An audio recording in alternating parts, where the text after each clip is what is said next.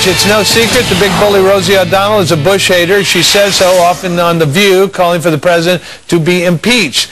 And she's always bursting at the seams to talk about her 9/11 conspiracy theories, making sure to push inane propaganda that Americans, specifically the Bush administration, may have had a hand in the 9/11 attacks. World Trader 1 and 2 got hit by planes. 7, miraculously, the first time in history, steel was melted by fire. It is physically impossible. And who do you think is responsible for that? I have no idea. But to say that we don't know that it imploded and it was an implosion and a demolition is beyond ignorant. Look at the films, get a physics expert here from Yale, from Harvard, pick the school. It defies reason. Let's get one.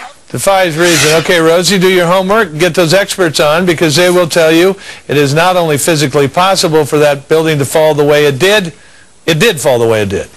When will ABC and Disney step up and do something about Rosie? With me now, syndicated columnist Jonah Goldberg. Jonah, it's good to see you. Good to see you. Do you happen to know, is it physically possible for fire to melt steel? Of course, it's not possible. We all know that steel is melted by dragon breath and pixie dust. Now, look, I mean, here's the problem. I mean, we have this kind of thing where we want to have this debate about whether fire melts steel. Of course, fire melts steel. What do welders do? How do you make steel other than to use fire and heat to make molten steel? I mean, it's absurd. And the problem is that once you engage Rosie O'Donnell and people like her in the sort of debates about the metallurgical physics of steel, you've sort of conceded you sort of stipulated that she's not a moonbat and that she's not crazy. And that's not something that we should stipulate to. She should be, ridiculed, not taken seriously.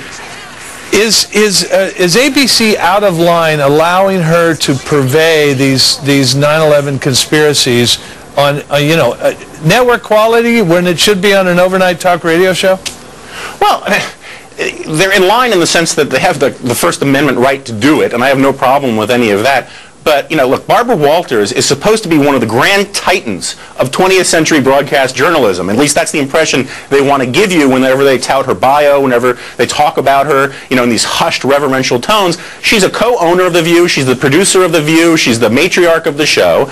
And she sits there, or allows to sit on her show, a woman who spouts stuff that it is crazier than Kennedy assassination theories, and it is degrading to the reputation of the network. And if it was coming from a right-wing wacko, and we all know right-wing wackos exist too, they would have called it off right away. But because it comes from the left, and because she's popular in left-wing circles, they let her get away with this stuff, and it's outrageous. Jonah, there's this loose change movie started these theories in this country anyway that Rosie now propounds on this program.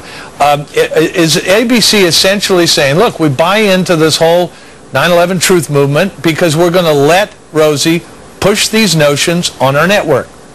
I don't think so. I think there are very few people at ABC who honestly think that Rosie O'Donnell is smart enough to be a spell checker at an M&M factory. But I think what they do think is that she's boffo ratings and that she generates controversy. And since the controversy is coming from the left, they're not all that eager to sort of question it, or they don't think it's dangerous or anything like that. They have some other people on that show I don't think are exactly intellectual titans either, and they get bullied by her. And no one really seems to care because they don't take it very seriously, and that's fine, but then let's stop hearing about how Barbara Walters is this incredibly serious journalist, which I always thought was sort of an exaggerated claim to begin with. Jonah, it's good to see you. Thank you very much. Jonah Goldberg, appreciate it.